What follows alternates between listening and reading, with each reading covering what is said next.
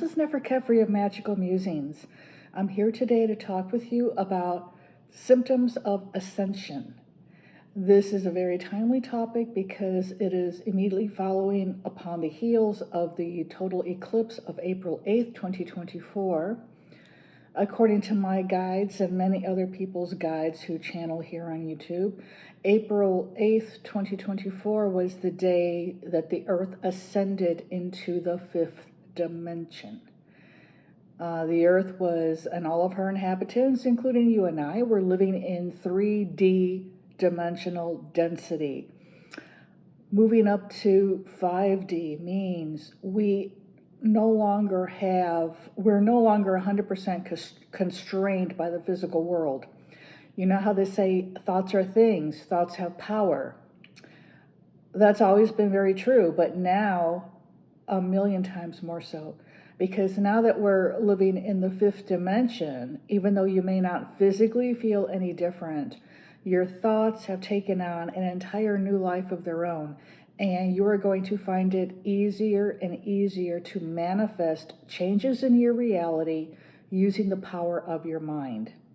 And I will have another set of videos about that topic coming up soon. For now, I want to talk about how we feel when we ascend so quickly. Now, our third dimensional body, we're used to living in that density, not only in our current physical bodies, but also karmically in our past lives. Every past life we have spent here on the planet Earth, we have been in 3D density.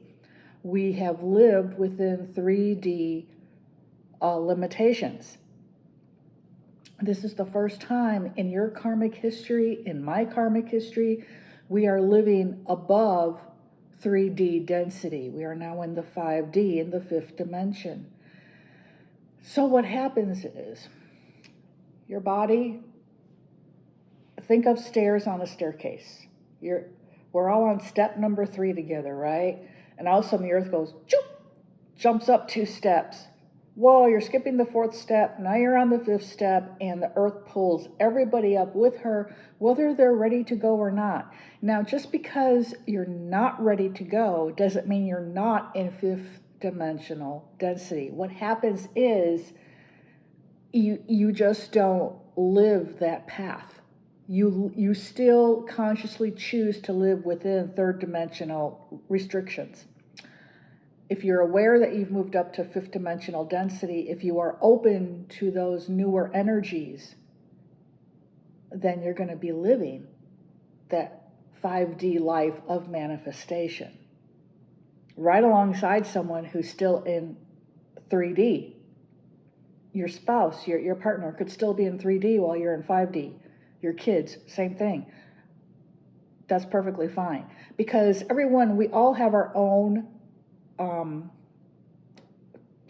spiritual journey. We all evolve at our own pace. No one can push you to a higher level until you're ready to go. And if you are ready to go up to 5th dimension, that's what happened to you, whether you are consciously aware of that shift or not. But I'm willing to bet most of you are consciously aware. The reason being, with this eclipse, what happened is people who were mentally ready to go, but they still had some sort of spiritual toxins in their system, whether they be of a spiritual nature, like karmic, emotional, or mental, or whether they be of a physical nature, like from a bad diet, drinking a lot of alcohol, using substances. What happened when the eclipse was occurring? Those people got really sick, physically sick. And I'm not just saying that just for the hell of saying something here on YouTube. It really happened. I ran across a bunch of people the day of the eclipse. I remained home. I had attunements to do for my followers over on Facebook for the eclipse. And so I was doing those. After it was over, I went out and ran an errand, which was going to a nearby metaphysical New Age store. And I go walking in, and they're like, hey, did you feel it? And I'm like, yeah, I felt it. We all started talking about it. Half of the staff there felt really sick leading in the morning hours leading up to the afternoon eclipse. And we are here in Texas. I'm in Houston. Houston was not in the direct path of 100% totality, but they claimed that we had 95%. No one could see it because we had so much cloud cover, which was a real shame. But, regardless if you are outside or inside, the energy affects you the same. And so people were saying, I felt like vomiting. Some people were vomiting. My daughter, who's 25, lives across town with her husband. She woke up, felt kind of funny, went to the bathroom, and just started puking. And she remained vomiting until like about 11:30 in the morning.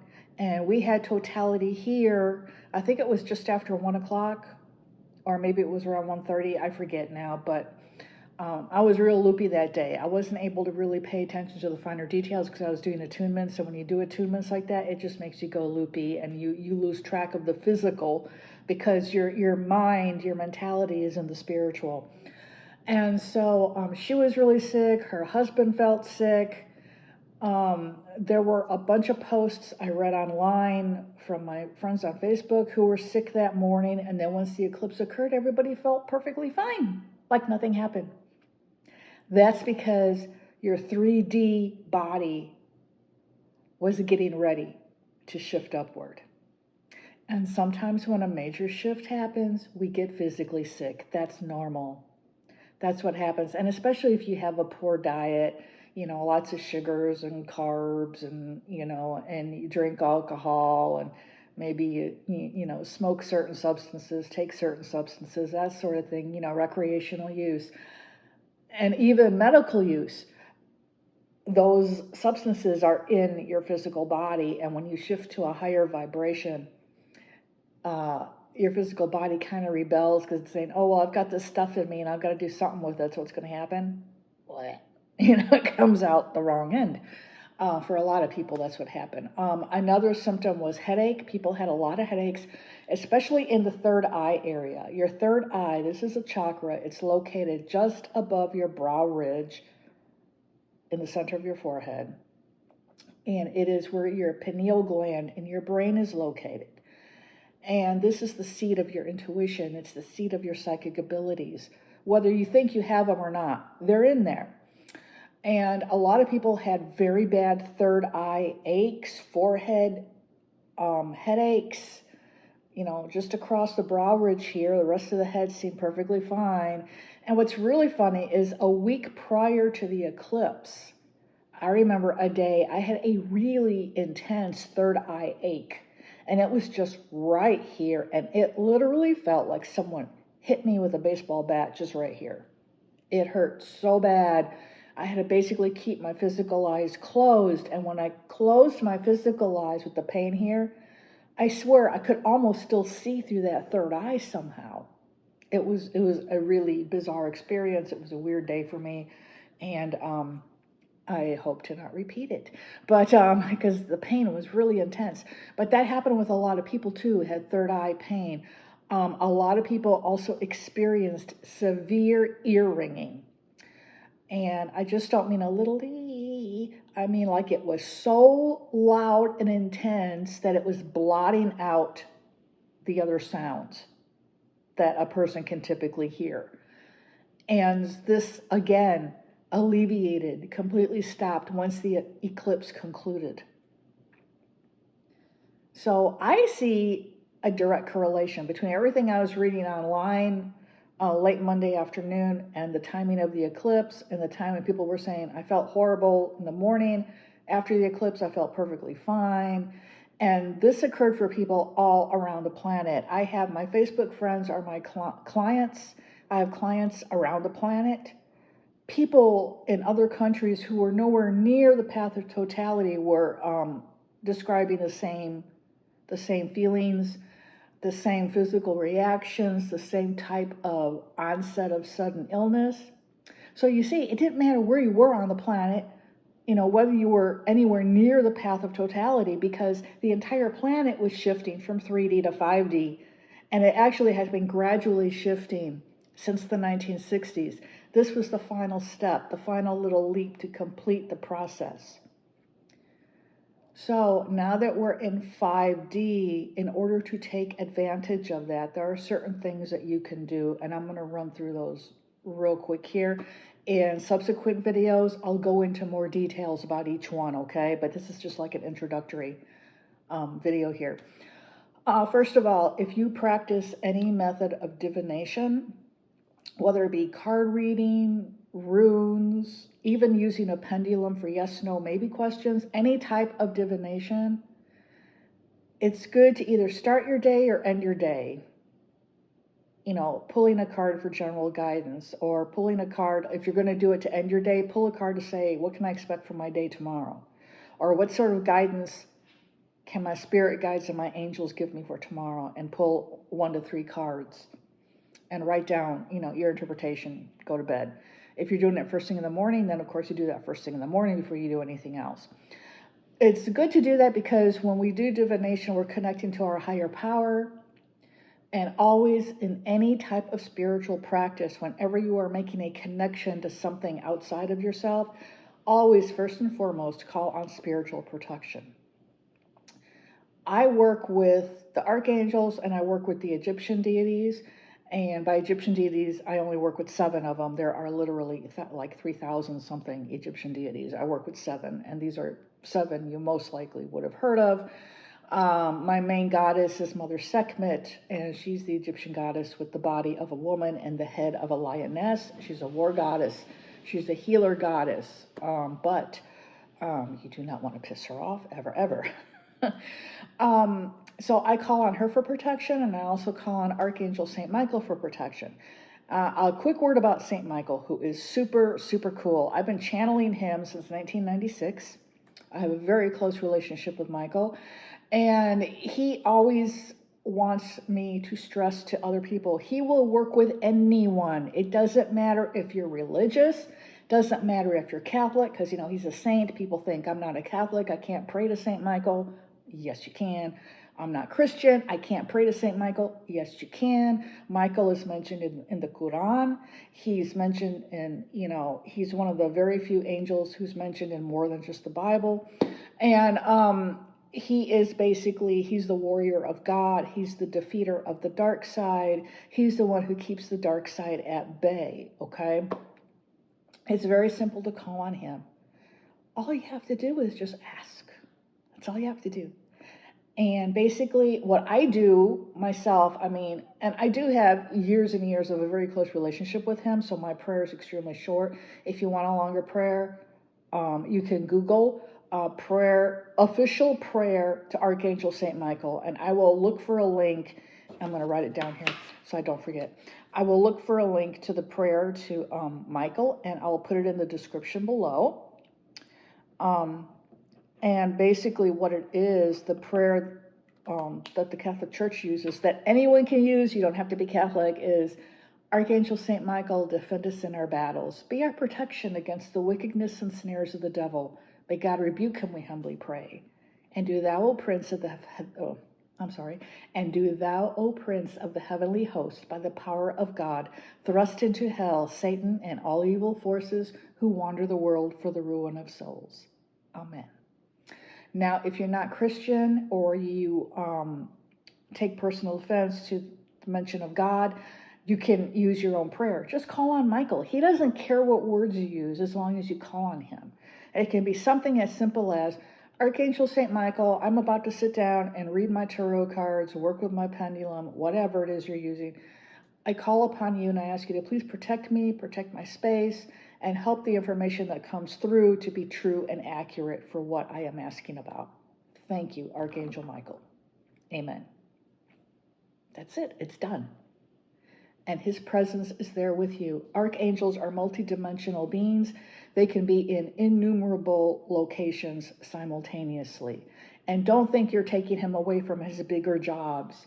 Every job to Michael is a big job. He comes regardless. So, and don't be afraid to work with him either. And those of you who are more open and more sensitive, you may find out as you do work more with Michael, he's a pretty funny guy. He's got a really, really keen sense of humor. So I got sidetracked talking about Michael. Okay, other things you can do to set yourself up to living in the fifth dimension. I talked about doing divination once a day, whether that be first thing in the morning or last thing at night.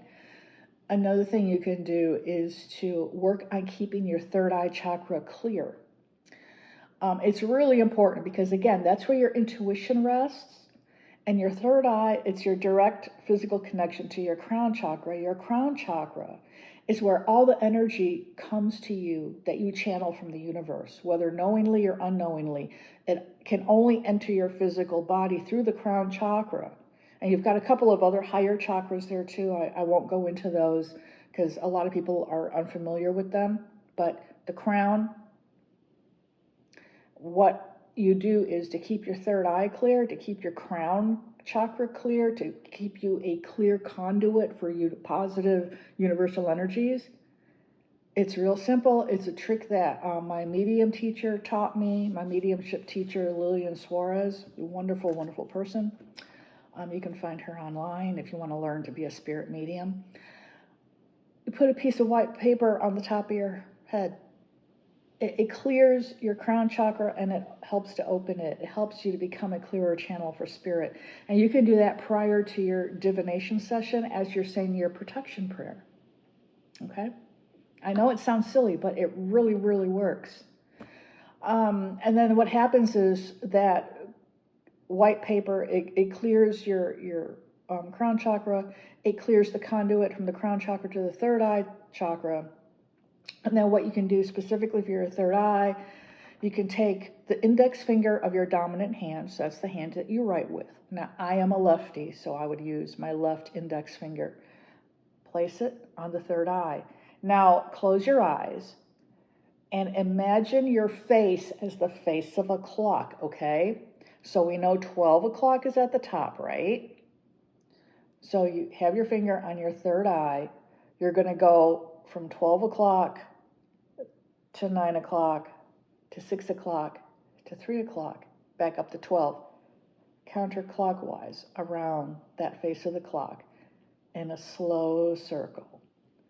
And as you do that, you can say, angels and spirit guides, I ask you to cleanse my body. That's one rotation. Second rotation, angels and spirit guides, I ask you to cleanse my mind. Okay, that's second. Third, angels and spirit guides, I ask you to cleanse my spirit. And again, you're going from 12 to 9 o'clock to 6 o'clock to 3 o'clock, back up to 12. Slow, lazy circle. And you can do, 2 to 3 circles per calling on your angels and spirit guides if you want. Or you can do one super slow circle. Say, cleanse the body, super slow. And then angels and spirit guides, cleanse the mind. Angels and spirit guides, cleanse the spirit. Then as you bring your index finger back into the 12 o'clock position, bring up your other fingers and your thumb. Hold your hand facing, your palm is now facing your face, okay? Keeping your eyes closed. Hold your palm so that now the palm is facing upward, keeping your eyes closed, and then gently blow. And imagine anything negative, anything heavy that's been holding you down, keeping you in 3D density, is lifting and going up into the universe and being cleansed, and it's coming back to you as that higher fifth dimensional frequency energy. Take a deep breath. And that's it. Your crown, your third eye are clear. This will really help to increase your powers of intuition, and it'll help make it a lot easier for you to connect with your angels and your spirit guides, especially if you've had issues with that in the past. It'll also help to improve your dream recall. Okay, so now those are 2 things you can do every day. Start with divination or end with divination, your day. Cleanse your crown and your third eye. Again, you can do it at the start of the day or at the end, doesn't matter, or both. You can do both. So a third thing that I highly recommend is to cleanse and brush your aura. Now, your aura is your own personal energy that is constantly around your physical body. You can imagine it like a cloud, a multicolored cloud, and every color of the rainbow is somewhere in your aura. Your most dominant colors are going to be up around your head. People who are clairvoyant, who can see the aura of others. Clairvoyant means clear seeing. They can see the colors around your head, and those are your dominant colors. Interesting point. When I went to see a psychic many years ago who was clairvoyant and could see auras, she said to me, you've got a lot of purple in your aura up around your head. I go, that's really awesome because purple's my favorite color. So whatever your favorite color is, that very well could be the dominant color of your own aura. And that subconsciously you've just picked up on that, and that's what made that color your favorite color. So think about your aura. It's around your whole body.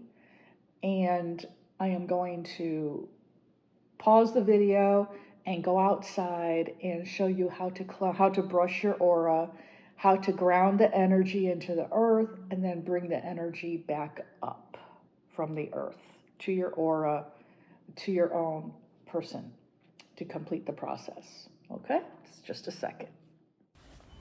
You don't have to be outside doing this, and you can also do it seated, but you just copy me, expose your palms, raise your arms slowly, clasp your palms together over your head, and then touch the fingertips and have the palms face down, and then go into a brushing motion over the front of your body. Do not touch your body.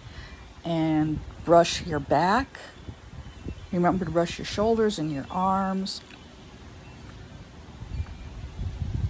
Go down the front and the back again, your sides, and then move on down to the legs. And you're just brushing, you're holding your hands about 2 to 3 inches out from your body.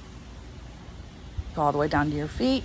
And then once you're done brushing the tops of your feet, lay your hands flat on the floor or on the ground. You're grounding the energy, and now you're doing that same brushing motion but moving upward. You're bringing that grounding, healing earth energy up into your aura. This is balancing and healing all of your chakras. It also closes any holes within your aura that have been created through any type of physical trauma you may have suffered at any time. Bring your hands back up into prayer position over your head. Then touch your thumbs to your third eye, your throat chakra, your heart chakra. Bow your head in reverence, give thanks, and that's it. You're done.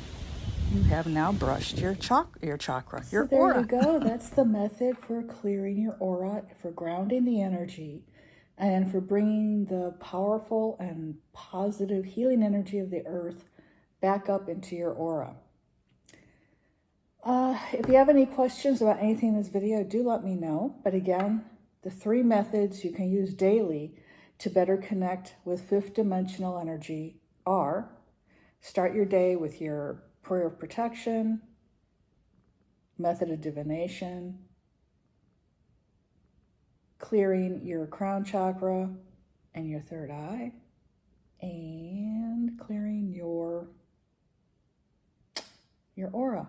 I can't think. I'm all loopy because I was just out there clearing my aura, and now my brain is like, So anyways, this is Nefer Kefri with Magical Musings. Also, I have an online spiritual membership. I'm going to be teaching you all sorts of stuff. And the main thing that I'm going to be getting into right now is going to be working with the 5th dimensional energy, making vision boards and imbuing them with 5th dimensional energy for manifestation. And another thing I'm going to be talking about is the work that Archangel Michael is doing and what has really been going on with the flap of UFO sightings that have been, mentioned in the news and everywhere since like 2019. What's really happening there, according to Michael. So if you want in on that info, the sign-up info is below. There's a PayPal link there for membership. As soon as you click on that link, within 12 hours, I will send you a confirmation of your payment, and then I will add you to my group. Membership is required on Facebook because that's where the group is for now. I don't make enough to go with an online platform yet. I'm hoping that that changes very soon to where I can go with something else like, Kajabi or what have you. But for now, we're on Facebook. It's a private secret group, and it's only visible to members. So if you'd like to join us, we'd be happy to have you. It's $22 a month. You get a weekly reading for the energy of that week. And there's a lot of other stuff that I'm going to be putting in there. So I appreciate all of my founding members who've been with me from the beginning. And I hope to see some new faces in there. So till then, wishing you all the best. And I'll be back in another week or so with more spiritual content to help you on your own unique path of spiritual evolution. And this is Nefer Kefri of Magical Musings, wishing you a blessed week ahead.